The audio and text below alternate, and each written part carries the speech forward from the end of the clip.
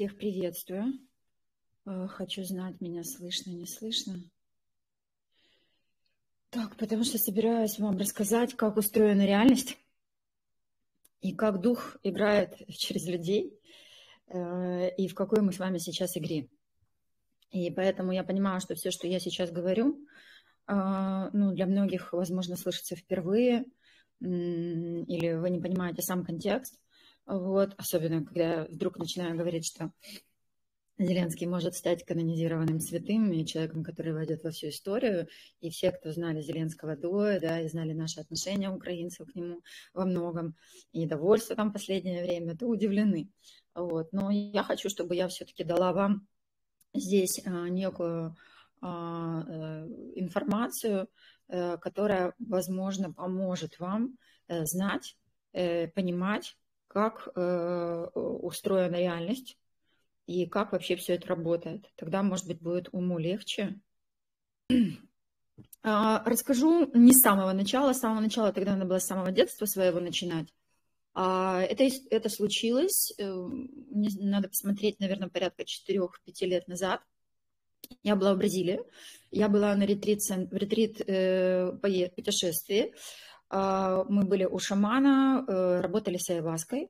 Кто не знает, что это такое, это растение, его называют лианой смерти, специальный отвар, который готовят шаманы.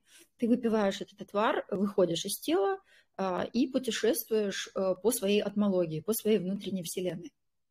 И тем самым некоторые не понимают, что это твоя внутренняя вселенная. Есть ощущение, что ты попадаешь во внешнюю вселенную, так как внешняя вселенная идентична, да, и мы по образу и подобию созданы, то многие себя не узнают в том, что это все, что они встречают, они. Все ангелы, все демоны, все божества, абсолютно все, что мы встречаем, это мы. Но ум этого не понимает. И, кстати, во время атмасатсангов происходит то же самое. Поэтому с какими бы... Но в атмасатсанге сейчас немножко другая история. Сейчас действительно вмешались высшие силы, поэтому мы, кроме своих структур, можем видеть еще и божественные силы. И вот это была уже на моем счету, наверное, церемония 40-я. До этого я была в Перу тоже у шаманов. Я была у других шаманов. Это, наверное, был уже мой 12-й шаман. Почему я это делала? Потому что не могла найти ответы на свои вопросы. Я достаточно много лет провела в медитациях, в практиках различных духовных, в поисках. И я встречала там достаточно противоречивые какие-то мнения относительно того, что такое духовность. Там элементарно. Мой мастер по раджа-йоге говорил, кто ест мясо, тому духовности не достичь. Но при этом глубоко мой уважаемый, я думаю, что это святой проводник, он просто соблюдал посты, потому что он был в рамках христианской традиции. В рамках мусульманской традиции огромное количество святых, просветленных, и они едят мясо. И таких очень много вещей, и практически все так или иначе говорили, вот у нас есть определенные знания, и они истинны, другие не истинны. И в этих поисках я начала синтезировать все знания, и я увидела, что разницы никакой нет. Мы ссоримся вообще непонятно почему, потому что авраамические религии вообще все сидят на Ветхом Завете, поэтому возьмем мусульман, иудеев, евреев и все это разношерстное христианское сообщество с протестантами, адвентистами седьмого дня и так далее, говорят про одно и то же, просто через разные слова. Зайдете к древнеславянским истории, там все одно и то же, очень перекликается. Зороастризм, вообще история христианства под копирку, Веды, все то же самое. Начала изучать какие-то традиции африканские, скандинавские, древнегреческие, все один в один. И меня, наверное, скорее включила фраза Бабаджи: все вышло из Санатана-дхармы, и все вернется в Санатана-дхарму.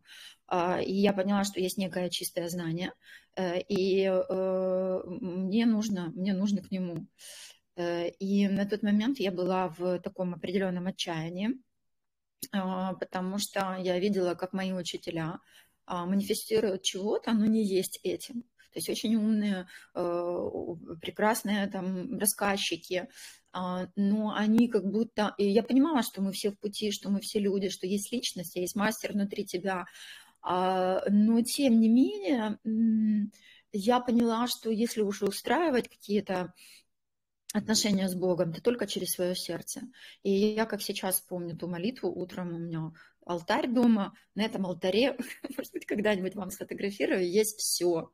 Наверное, сначала там из христианства иконы, потому что я была глубоко в христианстве, с утренними и вечерними молитвами, с 4 постами, с постом пасхальным, в котором даже не было подсолнечного масла, с причастиями, исповедями ежедневными и так далее. То есть я вышла как бы оттуда, поэтому такая половина алтаря все-таки у меня православная.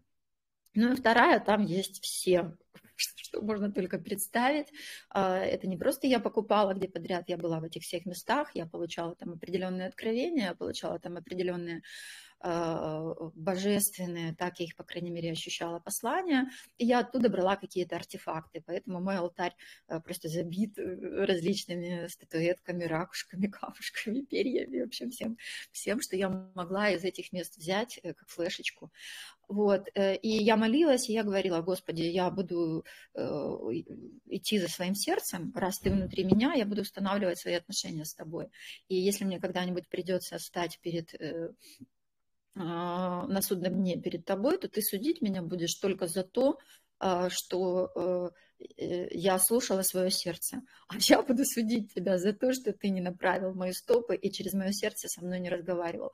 Вот такой вот ультиматум я Богу сказала, потому что я больше не могла опираться на какие-то внешние источники, на какие-то внешние знания. Вот. И вот я с Богом заключила такой союз, такой договор, вот, что все, что я делаю, все, куда я двигаюсь, я буду слушать свое сердце и молиться каждое утро, чтобы Бог открыл мое сердце, чтобы Он разговаривал со мной через мое сердце, чтобы Он направлял мои стопы, чтобы если я куда-то не туда иду, что-то не то делаю, что-то не то, не туда движусь, мне были подсказки, мне были, ну, и эту часть ответственности я передала Богу. Вот, и сказала, да, вот повторюсь, да, что ты будешь судить меня, я буду судить тебя, а ты мне покажешь и расскажешь, да, где там я не допросила или не увидела, а не увидела, ну, будешь меня судить за то, что не видела, да, и, в общем, я прям там, знаете, вот вошла в такую, наверное, может, с Богом так и не разговаривают, но сегодня я точно знаю, что разговаривают, потому что Бог — это мы. Это разные уровни просто нашего сознания. И чем выше я поднималась, тем больше я понимала, что нету ничего, кроме я. И это я, божественное, существует просто в разных формах, в разных уровнях и идентифицирует себя с той формой, с тем телом, в котором находится. Поэтому сегодня мне не стыдно. Тогда я думала, что я богохульствую. И вот тогда начался мой определенный путь. Мой определенный путь, вот, и через несколько лет я попала на церемонию к шаману одному. Он был из Перу, он приехал в Киев, я попала сразу на судный день. Я в своих видео об этом в открытую всем рассказывала, говорила, и все. И я поняла, что это мой прямой контакт, экспериментальный, увидеть, как устроена эта реальность. И все. И с тех пор я активно стала заниматься вот этим вот исследованием, то есть это не было любознание, это было исследование, это было огромное желание знать, как это все устроено, тем более через меня уже тогда начали передавать этмологию. И я поняла, что такой прямой выделенный канал, где я могу добирать знаний, пониманий, потому что то, что я читаю в книгах, оно написано на том языке для тех людей того уровня восприятия, пониманий. А тут я заходила и через свой ум транскрибировала все так, знаете, как Библия на современный лад. Вот. Так вот, это была, по-моему, где-то 40-я церемония. Обычно я попадала в прошлой жизни на какие-то лечебные такие станции, где мое тело пересобирали, там, когда ты видишь друидов, это духи дерева, духи растений, ты видишь, что Луна живая, что Земля живая, что планета живая, ты в расширенном состоянии сознания можешь быть рыбкой, птицей, каким-то тонкоматериальным существом, встречалась со своей душой, ну, в общем, вот все было вот такое. И этот трип, это путешествие было ни на что не похожее. Я вынырнула сейчас мы называем это айпроцентры. Я лежала на какой-то кушетке, и я просто видела, как из меня садится большой мужчина. Вот знаете, как если бы он из меня, как скафандра, выходил. И он сел, и вот как будто при этом я была как будто из мира воздуха, а он был не из мира воздуха, но ему этот воздух надо было как воду прям вырвать.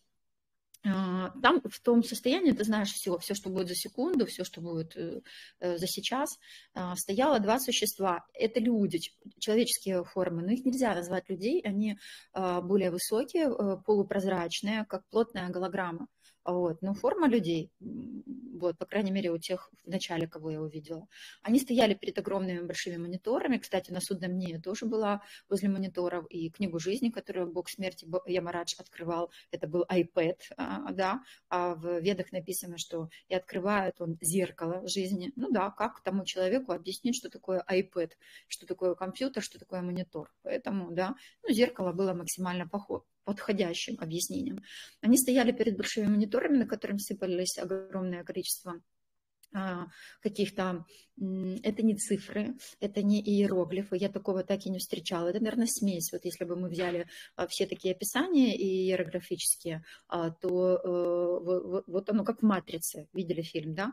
Вот. И они смотрели туда, и они знали, что он сейчас вынырнет условно из меня. Это была лаборатория, современная лаборатория, но с компьютерами. И вот они его ждали, они как раз синхронно все, вот он садился, они поворачивались. Он прям пошатываясь, как опьяненный, шел к этому монитору и кричал: что?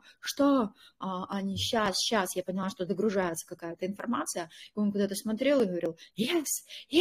И потом к ним прям тряс их вот так и говорил: это что? Они говорят: тотальная пересборка, персональный сценарий и миссия. И он был такой счастлив. Кто в этот момент я? Я просто кукла. Кукла, собранная из таких частей. Они не повторяют, это как наше тело, но не повторяют костную систему. Скорее такая из пластин и материал, как ртуть, но при этом очень тонкая, очень легкая, причем какие-то там скобки соединения есть. И я знала там, что это аналоговое тело, мое аналоговое тело. Потом я узнала разные другие тела. И я при этом тело лежит на вот этой вот кушетке моем, из которого якобы вышел я знала, что он пилот. Оно не было открытым, оно было цельным, но он вышел из него. И я была, ну, наверное, как сознание, как душа, потому что я вот к этим вот ребятам. И там я вспомнила все части, когда я попадала в цеха на пересборки, и которые потом после трипов я амнезировала. То есть я что-то помнила, а что-то не помнишь. Кто был в расширенных состояниях, тот знает, о чем я говорю. И я к ним говорю: вы что, нам память подтираете? Они говорят: ну, после типа вот этих вот путешествий. Они говорят: да.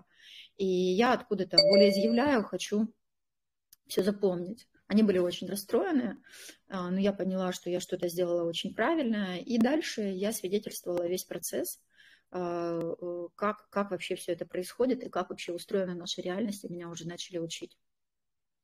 На какое-то время я пожалела, очень пожалела, что я вообще получила этот опыт. Я год была в экзистенциальном кризисе, я год не знала, как мне жить с этой информацией, потому что мы куклы. Ну, в тот момент для меня было так. В тот момент я не понимала, что все остальное тоже я.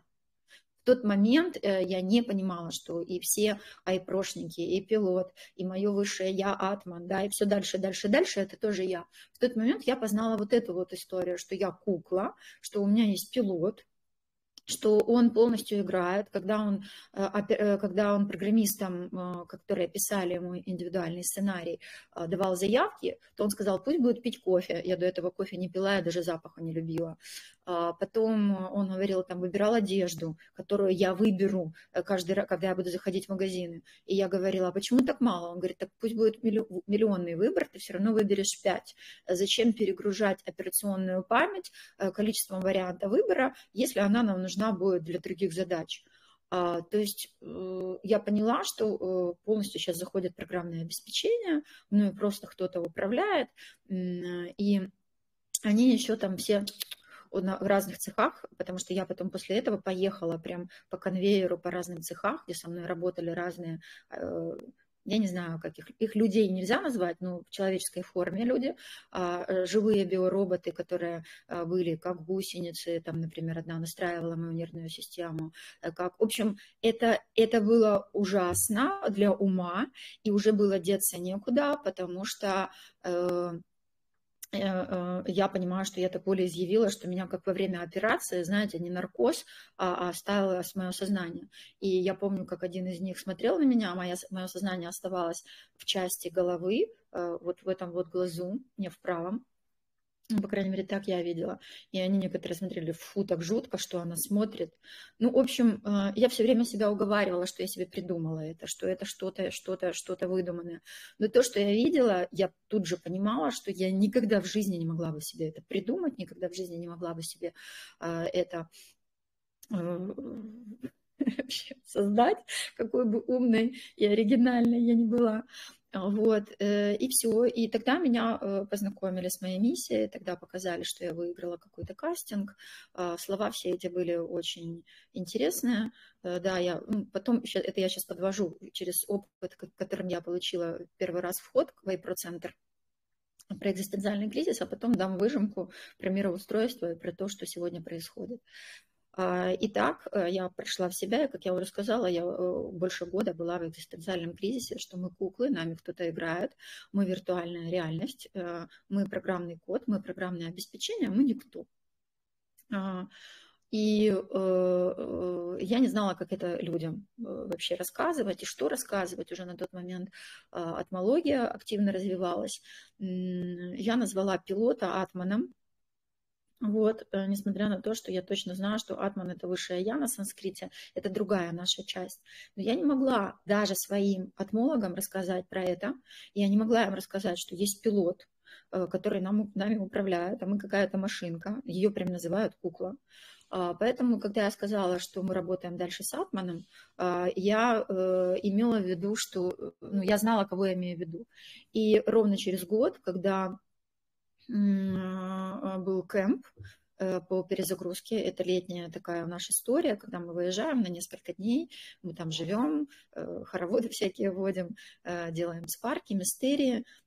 И через год пошло очень много вопросов от моих атмологов по поводу атмана, по поводу того, может ли он быть глючнутый, может ли он быть злой.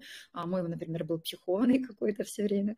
Может ли, потому что это противоречило древним писаниям, что высшее я – это часть Бога, это чистый свет, это огненный мир, и это правда. Но я как будто вот этого вот атмана, знаете, как Бога не надо лечить. Душу не надо лечить. Они всегда чисты, они всегда. Но программный код, а программный код включает и пилота, а я его назвала атманом, показал потом посредством нашего огромного количества уже клиентских работ через других атмологов, что я была права, да, за этот год. Я судорожно искала информацию, кто еще мне может про iPro-центры рассказать, потому что эти iPro-центры – это IP-рекреационные лаборатории, это огромные города, они находятся в Межмирье, у них там солнца нету, но свет очень яркий. Там есть цеха, лаборатория, есть жилые зоны. Они очень похожи на футуристические такие города, если вы посмотрите «Города будущего». И там они отдыхают условно, там они готовят планируют следующее воплощение. Там они, да, или они опускаются вниз или вверх. В общем, я увидела вообще всю систему инвулирования, погружения в матрицу, выныривания. я увидела, где хранятся наши аналоговые тела, я была в разных других iPro, потому что есть другие уровни, где наши аналоговые тела уже выглядят не вот так, а мы в капсулах гелевых таких лежим. Потом есть уровень, где мы, как Ганеша в каких-то противогазах, мы там огромные, на метр 8.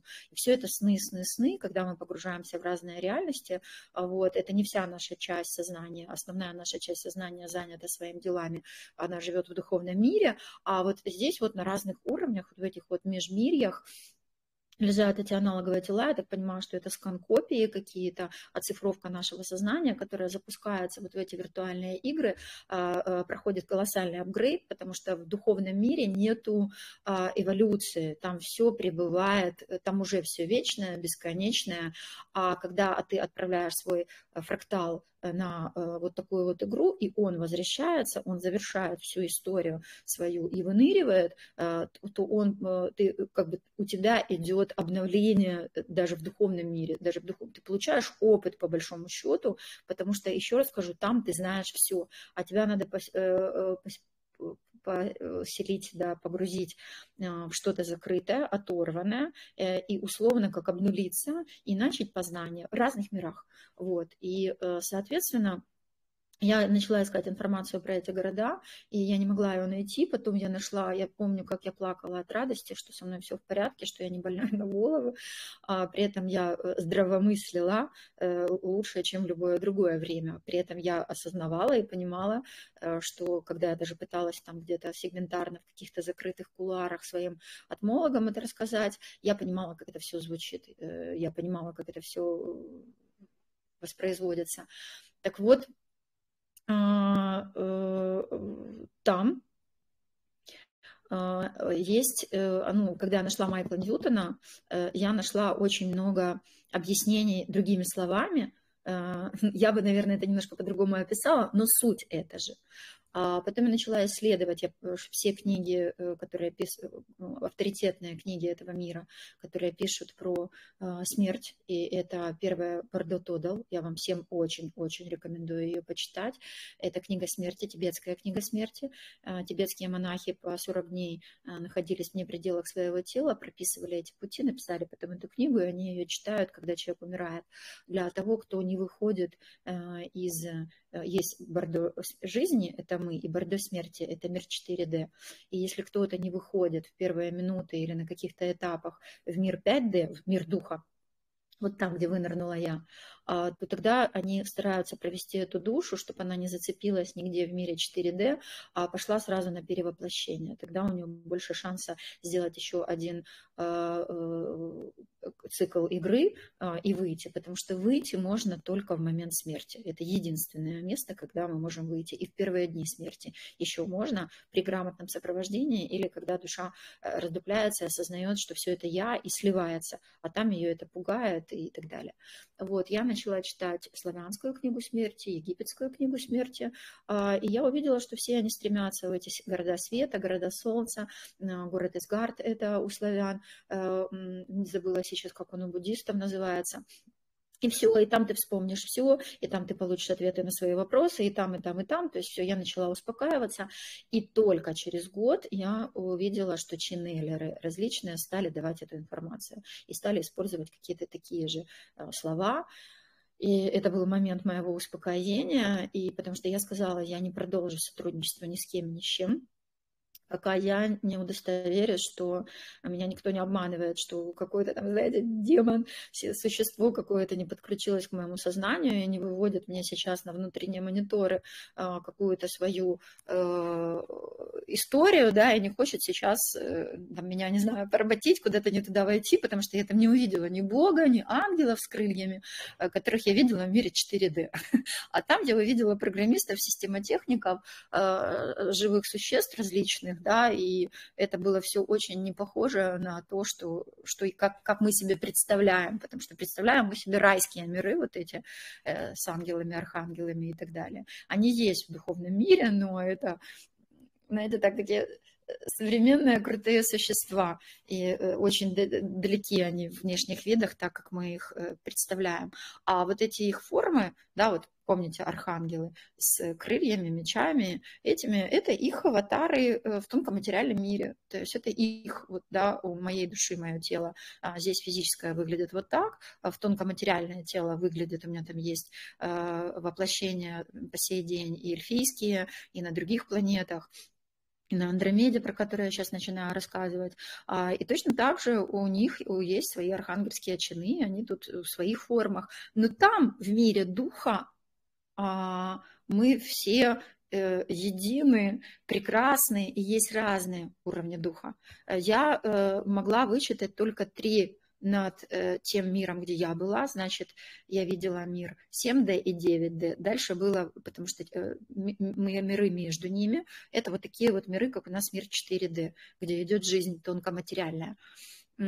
И, соответственно, дальше, ну, или ум просто не способен вычитывать, или там уже мир форм заканчивается, и мир мыслей в основном начинается. Меня это вообще мало всего, меньше всего интересовало, меня гораздо больше интересовало, да, как с этим быть. И когда я стала получать подтверждение, когда я у многих ченнелеров начала находить эту информацию, подтверждающую, все, я начала волеизъявлять, что по большому счету я готова двигаться дальше. И меня стали готовить к миссии. Мне говорили, что через меня будет работать мать. Кто такая мать, я не знала, ее все называют мать.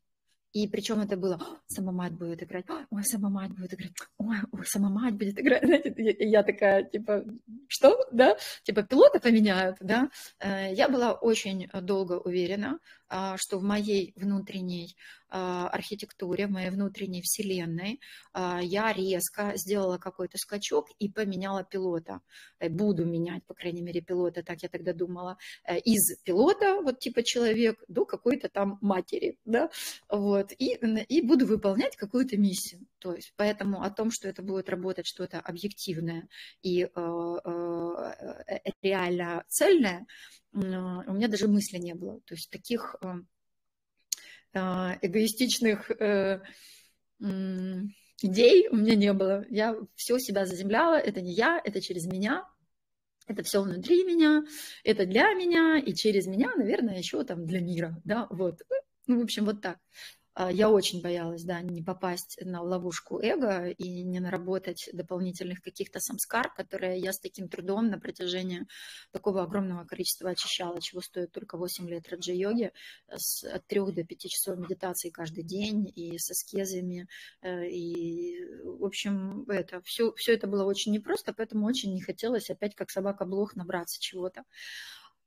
И тем не менее, мне стали рассказывать, показывать про то, что человечество сейчас находится на стыке реальностей, на то, что вызрела часть душ славы, которые хотят развиваться из радости и счастья, и вот айпрошники подготовили им другой мир. Он выглядит как огромная летающая тарелка, когда ты попадаешь внутрь, то там планета, космос, моря, океаны, ну, в общем, так, как мы знаем с вами нашу реальность. И другая, которая еще, ну, будут продолжать эволюционный путь. Это не хорошо и не плохо. Это просто разный выбор, да, разные этапы, разное-разное. Вот, и что вот.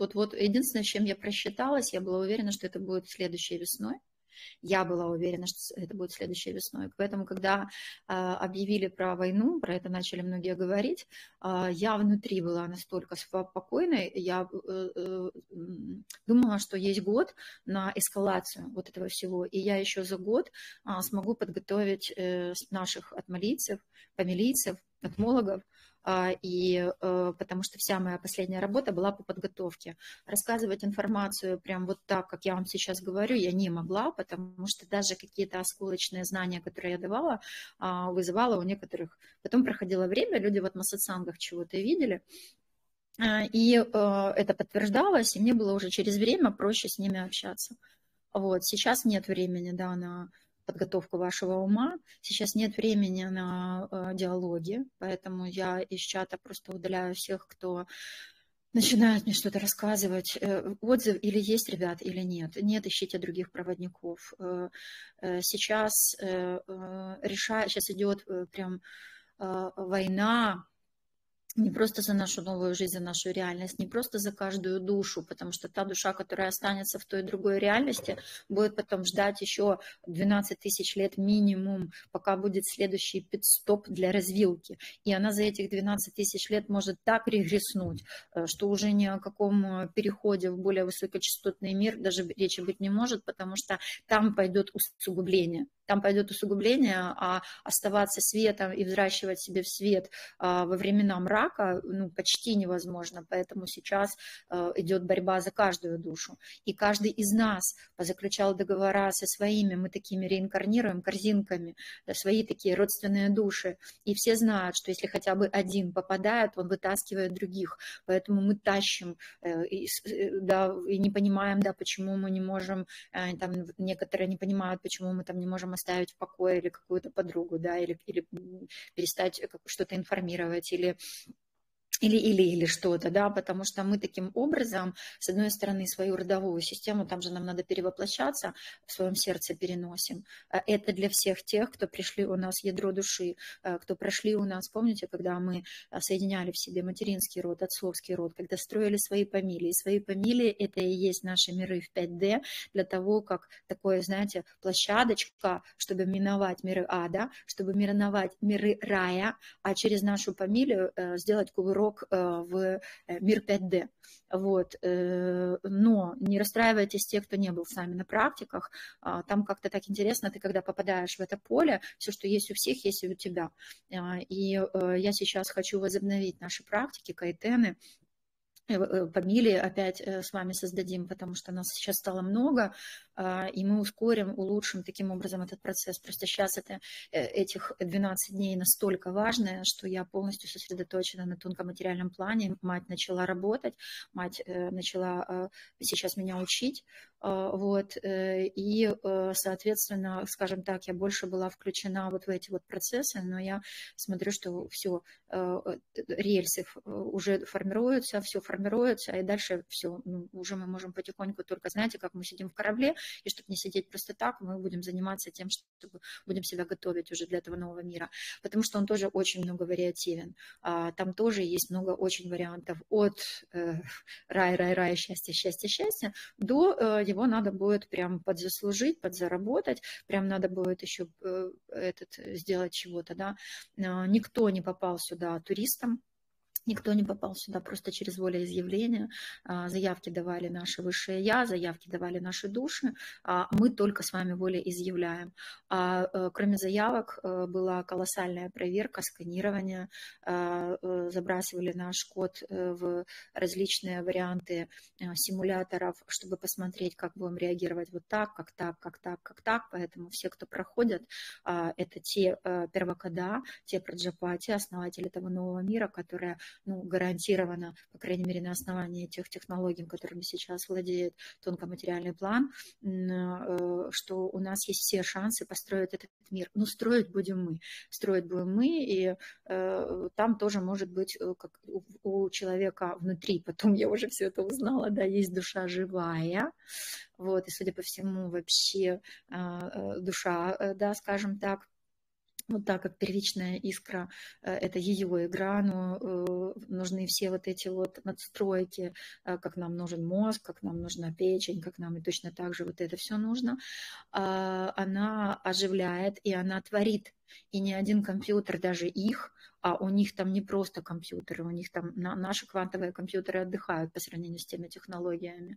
Я когда видела, как плеядианцы работают, как они формируют реальности, такие жидкокристаллические, потом раз стерли, раз переделали, раз, то есть они создают реальности, они создают прям это все.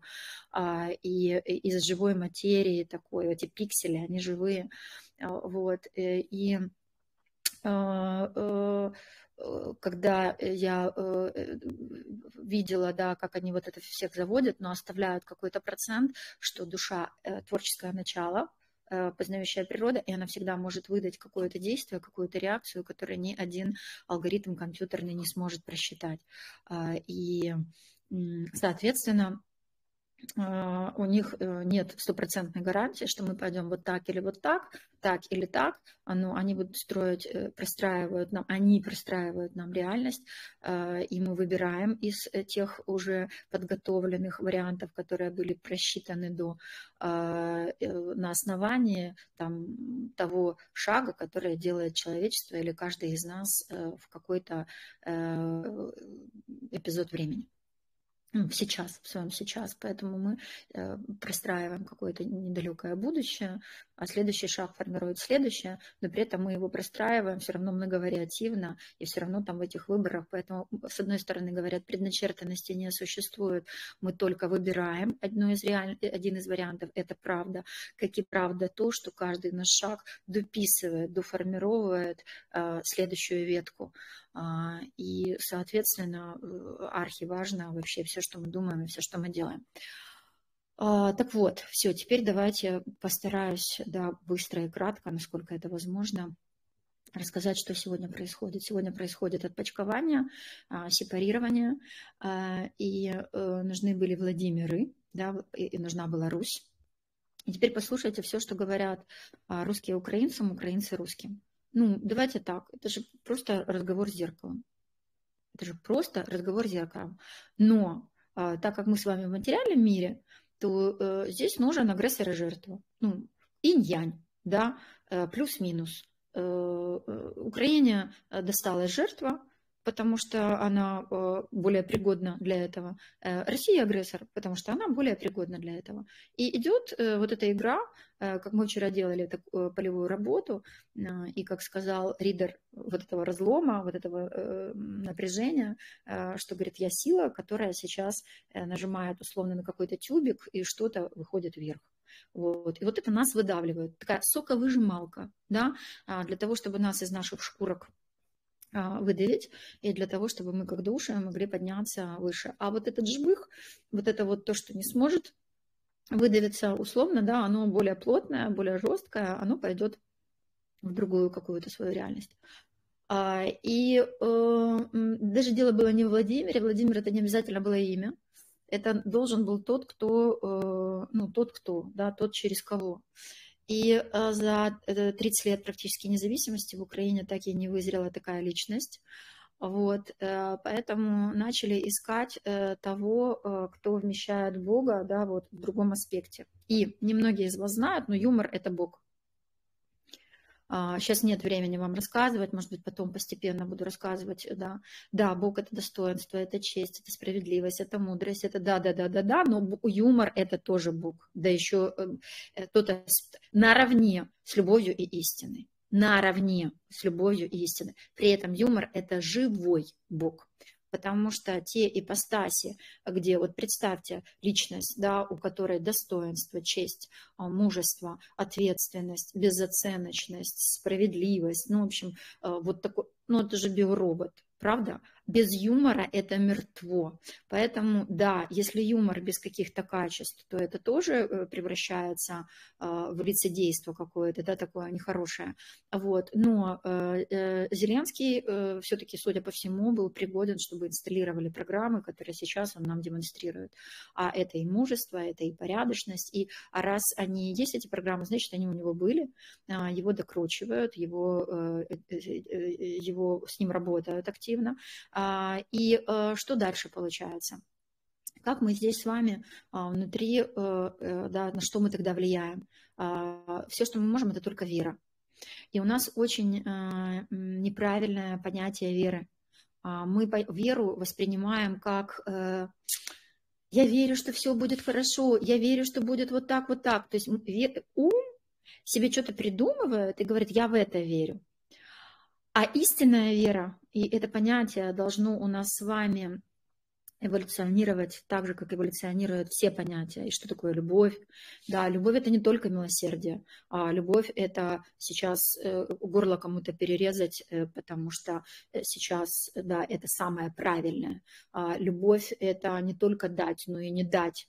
Любовь — это не только обнять, но и ударить.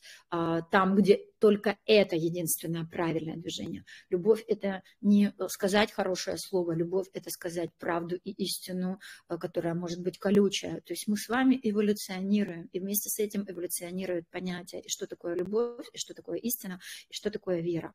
Так вот, вера – это когда ты веришь вот в то, что внутри тебя, вот в это светлое, ты веришь в это внешнее, ты веришь, что все едино, ты веришь, что жизнь идет через тебя, ты веришь, в общем, нам пока с вами сложно, потому что мы еще в старом уме, он плоский, линейный, это, как знаете, еще не заменили компьютер, еще не заменили операционку нашу, поэтому ему просто сейчас невозможно этому начальному понять, это безначальное, или хотя бы приблизиться к этому пониманию, поэтому просто давайте оговоримся о том, что пока вера у нас не в том понятии, как она должна быть, но надо хотя бы пользоваться той, какой умеем. Так вот, как работает вера изнутри? Потому что вера – это внутреннее качество наше, и мы ее отсюда, вот этому говорим, вот в это верю. И обожествляем, понимаете?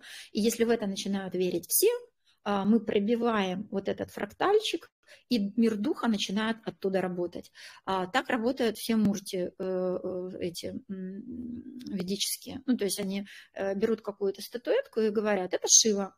И все начинают молиться Шиве. И все, и теперь эта статуэтка там, через какое-то короткое время становится святой. Она исцеляет. Так работают наши иконы, так работают мастера. Чем когда мы начинаем узнавать, да, он же святой, он же святой, он же святой, он таковым становится, он становится живым порталом, может потом и мироточить, и все что угодно, и это даже не сколько его внутренняя заслуга, что он был пригоден, а внешне людям нужен портал, да, проекция, через которую он сейчас общается с каким-то сегментом Бога, потому что у Бога очень много сегментов, этот исцеляет, этот замуж выдает, этот там справедливость налаживает, этот там, как раньше, да, какие раньше были у людей желания, чтобы урожай был, это Бог войны, это Бог. То есть всегда по мере наших требов нам нужны были вот эти вот проекции, и мы их делали из икон, статуэток, еще чего-то, или живые порталы заходили, это живые люди, и если мы начинали в него верить, он начинался таковым быть. Так вот, у Зеленского сегодня такая огромная поддержка, и мы ему так верим, что он этим становится с каждым днем. Это ответ на то, когда некоторые говорят, Эва, вы чего? Да, Зеленский, и да, ну, он живой. Его юмор и его все-таки сердце доброе, да, и юмор это еще огромный такой инструмент демонтажный. Юмор разрушает ложное и укрепляет истинное. Вот это добро побеждает зло, это про юмор. Если это ложное, оно рассыпается. Если оно истинное, оно укрепляется. Мы не представляем собой, что такое юмор. Вот. Поэтому, судя по всему, этот аватар был достаточно пригоден, его быстро выдернули, быстро поставили, да, быстро там что-то с ним сделали, потому что, смотрите, он сколько лет был на пьедестале, ему все аплодировали, а потом много лет ему рассказывали фу. Очень многие, кто был недоволен тем, что в стране не происходят те реформы и те программы, которых хотелось. При этом он зашел в структуру, которая была сконструирована до него, она была достаточно жесткая, и как мне еще тогда 4 года показывали назад, что он не сможет ее изменить, но он сможет пораскручивать гайки для того, чтобы когда придет нужное время, все рухнуло. Ну вот оно, это нужное время, в котором мы с вами находимся. Вот все остальное я вам уже рассказывала потихоньку, сегментарно. Я просто смотрю, что видео уже будет достаточно объемным и большим. Я буду стараться следующие видео записывать короткие, например, что происходит во время атма-сатсанга. Ну, пишите какие-то свои вопросы, можете писать в чате. Я буду просить теперь своих помощников, чтобы они собирали не отзывы, они мне дают отзывы, если кто-то ко мне лично обращается, передают информацию. Я буду просить, чтобы вопросы эти были, я буду выходить, отвечать вот так вот на ваши вопросы, чтобы мы немножко больше были с вами согласованы, и вы будете немножко больше понимать, что происходит во время атма-сатсангов, что вы видите, что вы наблюдаете, и вообще там изнутри мы будем тогда свидетельствовать, как двигается вся система. Относительно ситуации, которая сейчас происходит, сегодня и завтра 2 очень важных дня, 12-13, это окончание и начало. Вот, и очень важно окончание и начало чего? следующего витка или выхода, да, из этого. Поэтому удерживаем равновесие, молимся и двигаемся дальше с верой в сердце, да, и со всеми нашими необходимыми архангельскими спектрами. Люблю, целую, обнимаю. С вами была ваша Эва.